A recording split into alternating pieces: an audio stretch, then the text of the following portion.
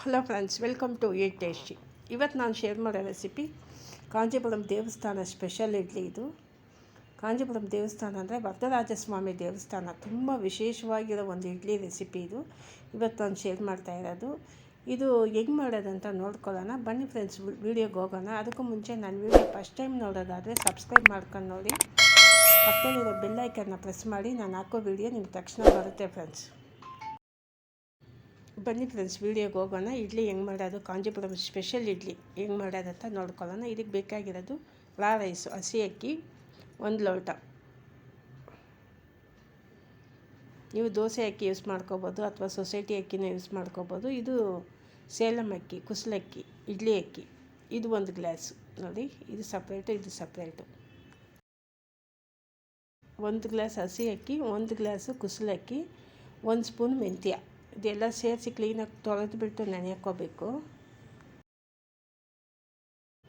ಈಗ ನಾವು ಅಕ್ಕಿ ಯಾವುದರಲ್ಲಿ ಅಳತೆ ಮಾಡಿದ್ವೋ ಅದೇ ಗ್ಲಾಸಲ್ಲಿ ಉದ್ದಿನ ಬೇಳೆಗಿಂತ ನಾನು ಉದ್ದಿನ ಕಾಳೇ ಯೂಸ್ ಮಾಡೋದು. ಯಾಕಂದರೆ ಹಿಟ್ಟು ಚೆನ್ನಾಗಿ ಒದಗುತ್ತೆ, ಅದರಿಂದ ಚೆನ್ನಾಗಿ ಇದನ್ನು ತೊಳ್ಕೊಬೇಕು. ಚೆನ್ನಾಗಿ ಒಂದು 4 ಸತಿ ನೀರು ಹಾಕಿ ತೊಳ್ಕೊಳ್ಳಿ. ಉದ್ದಿನಬೇಳೆ ಎಲ್ಲ ಕ್ಲೀನಾಗಿ ತೊಳೆದಿದ್ದಾಯಿತು. ಇನ್ನೂ 1 ಸತಿ ತೊಳೆದ್ರೆ ಆಯಿತು. ಬೇಳೆ ತೊಳೆದಿದ್ದಾಯಿತು. ಈಗ ಒಂದು 4 ರಿಂದ 5 ಅವರ್ ನೆನೆಯೋಕ್ಕಣ. ಅದೇ ಥರ ಅಕ್ಕಿನ ಕ್ಲೀನಾಗಿ ತೊಳ್ಕೊಳ್ಳೋಣ. ಅಕ್ಕಿ ಎಲ್ಲ ತೊಳೆದಿದ್ದಾಯಿತು. ಈಗ ನೀರು ಹಾಕಿ ಚೆನ್ನಾಗಿ ಒಂದು 4 ರಿಂದ 5 ಅವರ್ ನೆನ್ಕೋಬೇಕು. ಇದು ಚೆನ್ನಾಗಿ ಗುಳಿ ಬರಬೇಕು. ಇನ್ನೊಂದು ಹಿಟ್ಟು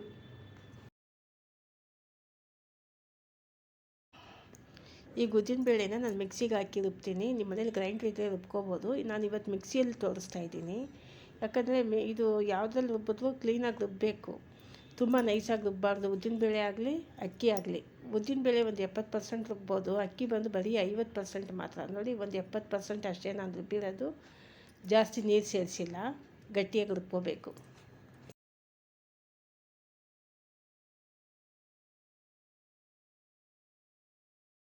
ಈಗ ಅಕ್ಕಿನ ರುಬ್ಕೊಳ್ಳೋಣ. 2 ಸತಿ ಸ್ವಲ್ಪನೇ ಹಾಕಿ ರುಬ್ಕೊಳ್ಳೋಣ. ಇದು ಸುಮ್ಮನೆ ಒಂದು 50% ಅಷ್ಟೇ ರುಬ್ಬಬೇಕು, ತುಂಬ ನೈಸಾಗೆಲ್ಲ ರುಬ್ಬಾರ್ದು. ರವೆ ಇರಬೇಕು, ಬನ್ಸಿ ರವೆ ಅಷ್ಟು ಇರಬೇಕು.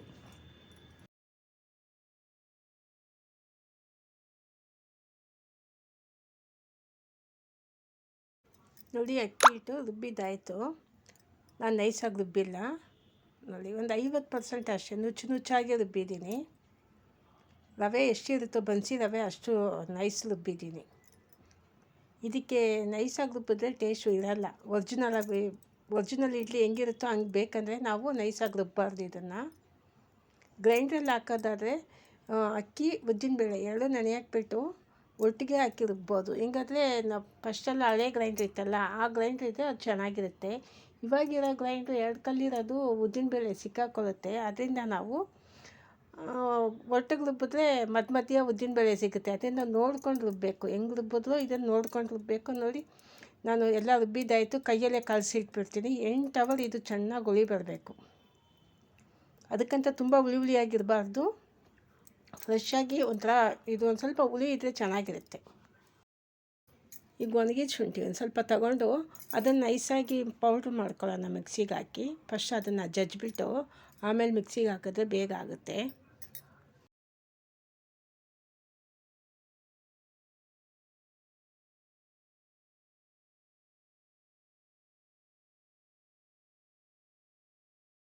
ಒಂದು ಶುಂಠಿ ಜಜ್ಜಿದ್ದೀನಿ, ಒಂದೊಂದು ದಪ್ಪ ಇದೆ. ಮತ್ತು ಅದನ್ನು ಜಜ್ಜಿಬಿಟ್ಟು ಹಾಕಿ ಪೌಡ್ರ್ ಮಾಡಿ ಇಟ್ಕೊಬಿಟ್ರೆ ನಮಗೆ ಯಾವಾಗ ಬೇಕೋ ಆವಾಗ ಹಾಕ್ಕೋಬೋದು. ಮತ್ತು ಟೀಗೂ ಒಂದು ಪಿಂಚ್ ಹಾಕಿ ಪೌಡ್ರ್ ಇದ್ದರೆ ನಾನು ಹಾಕಿ ಮಾಡೋದು ಟೀ ಚೆನ್ನಾಗಿರುತ್ತೆ. ಈ ಇಡ್ಲಿಗೆ ಈ ಒಣ ಶುಂಠಿ ಪೌಡ್ರು ಮೇಯ್ನು.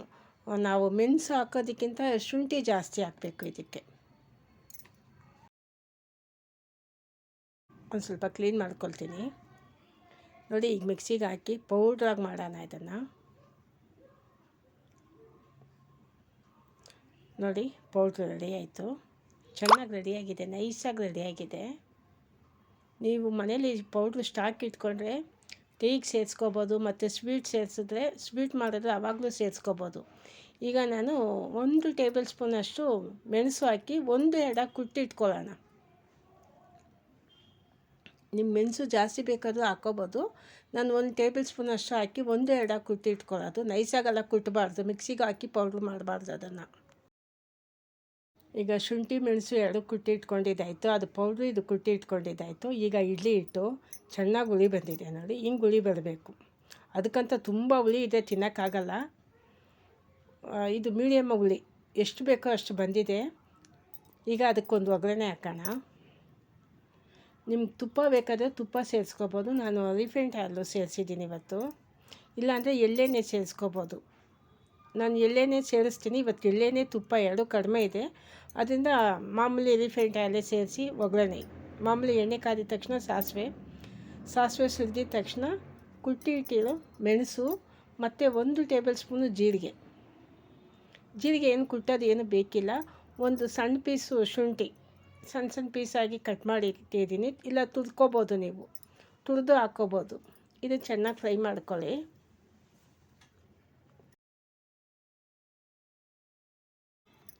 ಶುಂಠಿ ಎಲ್ಲ ಚೆನ್ನಾಗಿ ಫ್ರೈ ಆಯಿತು.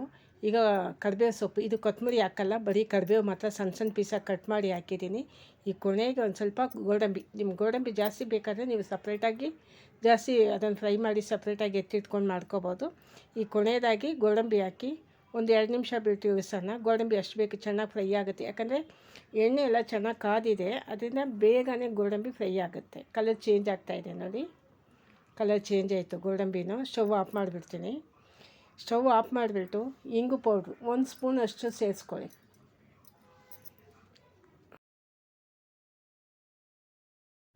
ಈಗ ಒಣಶುಂಠಿ ಪೌಡ್ರು 1 ಟೀ ಸ್ಪೂನ್ ಸೇರಿಸಿದ್ದೀನಿ. ಅದಕ್ಕೆ ಮೇಲೆ ನೀವು ಒಗ್ಗರಣೆ ಮಾಡಿರೋ ಐಟಮ್ಸ್ ಎಲ್ಲ ಅದಕ್ಕೆ ಮೇಲೆ ಸೇರಿಸಿ, ಅದು ಚೆನ್ನಾಗಿ ಫ್ರೈ ಆಗುತ್ತೆ ಆ ಬಿಸಿಯಲ್ಲೇ.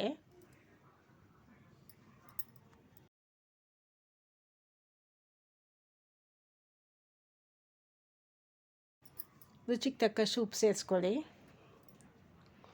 ರುಚಿಗೆ ತಕ್ಕಷ್ಟು ಉಪ್ಪು ಸೇರಿಸಿ ಚೆನ್ನಾಗಿ ಮಿಕ್ಸ್ ಮಾಡ್ಕೋಬೇಕು. ಈಗ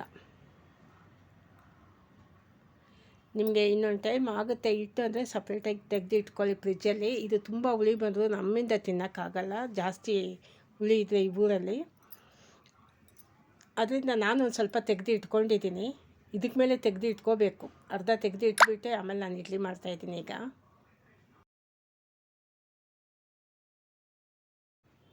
ನೋಡಿ, ನಿಮ್ಮ ಮನೇಲಿ ಕಪ್ಪು ಸಣ್ಣ ಕಪ್ಪುಗಳಿರುತ್ತೆ, ಅದರಲ್ಲಿ ನೀವು ಇಡ್ಲಿ ಮಾಡ್ಕೋಬೋದು, ಅಥವಾ ಬಟ್ಲಿದು ಮಾಡ್ಕೋಬೋದು. ಇಲ್ಲ ದೊಡ್ಡ ಗ್ಲಾಸ್ ಇರುತ್ತಲ್ಲ, ಅದ್ರಲ್ಲಿ ಫಸ್ಟೇ ಎಣ್ಣೆ ಸವರ್ಬಿಟ್ಟಿದ್ದೀನಿ, ನಾನು ಎಣ್ಣೆ ಹಚ್ಚಿದ್ದೀನಿ. ಬಾಳೆ ಎಲೆ ಇದ್ದರೆ ಬಾಳೆ ಎಲೆ ಹಾಕಿ ನೀವು ಮಾಡ್ಬೋದು, ಬಾಳೆ ಎಲೆ ಇಲ್ಲ, ಅದರಿಂದ ಹಂಗೆ ನಾನು ಎಣ್ಣೆ ಹಚ್ಬಿಟ್ಟು ಹಂಗೆ ಇಡ್ಲಿ ಹಿಟ್ಟು ಹಾಕ್ತಾಯಿದ್ದೀನಿ. ನೀವು ಅರ್ಧ ಅಥವಾ ಮುಕ್ಕಾಲು ಹಾಕಿ, ಫುಲ್ ಹಾಕೋಕ್ಕೆ ಹೋಗಬೇಡಿ. ಒಂದು ಕಡೆ ನಾನು ಇಡ್ಲಿ ಪಾತ್ರೆ ಇಟ್ಟಿದ್ದೀನಿ, ನೀರು ಚೆನ್ನಾಗಿ ಕುದೀತಾ ಇದೆ.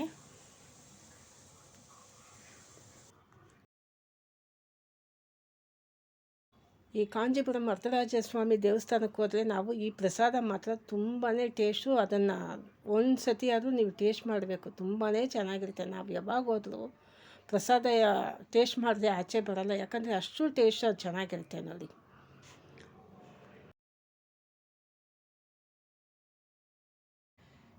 ಇಡ್ಲಿ ಪಾತ್ರೆ ಇಟ್ಟಿಲ್ಲ, ಪುಟ್ಟು ಮಾಡೋ ಪಾತ್ರೆನೇ ಇಟ್ಟಿದ್ದೀನಿ. ಇದು ಸ್ಟೀಮಲ್ಲಿ ಬೇಯಿಸೋದು ತಾನೇ, ಮಾಡ್ಬೋದು ಅಂತ ಇದರಲ್ಲೇ ಮಾಡ್ತಾಯಿದ್ದೀನಿ ಇವತ್ತು. ನೋಡಿ, 4 ಕಪ್ ಆಯಿತು ಇಡ್ಲಿ. ಇದು ಒಂದು 20 ನಿಮಿಷ ಚೆನ್ನಾಗಿ ಬೇಯಿಸಬೇಕು. 20 ನಿಮಿಷ ಆಯಿತು, ಚೆನ್ನಾಗಿ ಬೆಂದಿದೆ. ಆ ಸ್ಮೆಲ್ ಅಂತೂ ತುಂಬ ಚೆನ್ನಾಗಿರುತ್ತೆ. ಇಂಗು ಶುಂಠಿ ಪೌಡ್ರ್ ಎಲ್ಲ ಸೇರಿಸಿದ್ದೀವಲ್ಲ, ಅದರಿಂದ ಅದು ತುಂಬ ಘಮ ಚೆನ್ನಾಗಿ ಬರ್ತಾಯಿದೆ ನೋಡಿ. ಒಂದು 2-3 ನಿಮಿಷ ಬಿಟ್ಟು ನೀವು ತೆಗೀರಿ, ಇಡ್ಲಿ ಕ್ಲೀನಾಗಿ ಬರುತ್ತೆ. ಇದಕ್ಕೆ ಸೈಡ್ ಡಿಶ್ ಅಲ್ಲಿ ಬಂದು ಏನು ಕೊಡ್ತಾರಂದರೆ ಖಾರದ ಪುಡಿ, ಅಲ್ಲಿ ಬಂದು ಮೊಳಗಾ ಪುಡಿ ಅಂತಾರೆ, ಇಲ್ಲಿ ನಾವು ಚಟ್ನಿ ಪುಡಿನ ಅಲ್ಲಿ ಮೊಳಗಾ ಪುಡಿ ಅಂತಾರೆ. ಅದಕ್ಕೆ ಎಣ್ಣೆ ಹಾಕಿ ಮಿಕ್ಸ್ ಮಾಡಿಬಿಟ್ಟು ಕೊಡ್ತಾರೆ, ಇನ್ನೇನು ಕೊಡೋಲ್ಲ. ಅಷ್ಟು ಚೆನ್ನಾಗಿರುತ್ತೆ ಆ ಇಡ್ಲಿನಲ್ಲಿ. ಇವತ್ತು ನಾನು ಕಾಯಿ ಚಟ್ನಿ ಮಾಡಿದ್ದೀನಿ, ಸಾರು ಇದೆ, ಮತ್ತು ಇಡ್ಲಿ ಪುಡಿನೂ ಇದೆ. ಆದರೆ ಇಡ್ಲಿ ಪುಡಿ ತುಂಬ ಟೇಸ್ಟು ಚೆನ್ನಾಗಿರುತ್ತೆ. ಅದಕ್ಕೆ ನೋಡಿ, ಇಡ್ಲಿ ಸಾಫ್ಟಾಗಿರುತ್ತೆ. ಇದಕ್ಕೆ ನಾನು ಅಡುಗೆ ಸೋಡಾ ಏನೂ ಹಾಕಿಲ್ಲ, ಸಾಫ್ಟಾಗಿದೆ ನೋಡಿ. ಯಾಕಂದರೆ 2ಕ್ಕೆ 1 ಅಂತ ಉದ್ದಿನಬೇಳೆ ಸೇರಿಸಿದ್ದೀವಲ್ಲ, ಅದರಿಂದ ತುಂಬಾ ಸಾಫ್ಟಾಗಿದೆ. ಇನ್ನೊಂದು ಎಣ್ಣೆ ಒಗ್ಗರಣೆ ಹಾಕಿದ್ದೀವಿ, ಎಣ್ಣೆ ಎಲ್ಲ ಇರೋದ್ರಿಂದ ತುಂಬ ಸಾಫ್ಟಾಗಿದೆ. ಟೇಸ್ಟ್ ಅಂತೂ ತುಂಬ ಚೆನ್ನಾಗಿರುತ್ತೆ. ನೀವು ಒಂದು ಸತಿ ಮಾಡಿ ನೋಡಿ, ನಿಮಗೆ ಗೊತ್ತಾಗುತ್ತೆ. ಇದು ವರ್ಲ್ಡ್ ಫೇಮಸ್ ಅನ್ಬೋದು, ಅಷ್ಟು ಫೇಮಸ್ಸು ಇಡ್ಲಿ ಮಾತ್ರ. ಕಾಂಜೀಪುರಂ ಇಡ್ಲಿ ಅಂದರೆ ತುಂಬ ಫೇಮಸ್ಸು. ಫ್ರೆಂಡ್ಸ್, ನಿಮಗೆ ಈ ವಿಡಿಯೋ ಇಷ್ಟ ಆದರೆ ಶೇರ್ ಮಾಡಿ, ಲೈಕ್ ಮಾಡಿ, ಸಬ್ಸ್ಕ್ರೈಬ್ ಮಾಡಿ. ಮುಂದಿನ ವೀಡಿಯೋದಲ್ಲಿ ನೋಡೋಣ.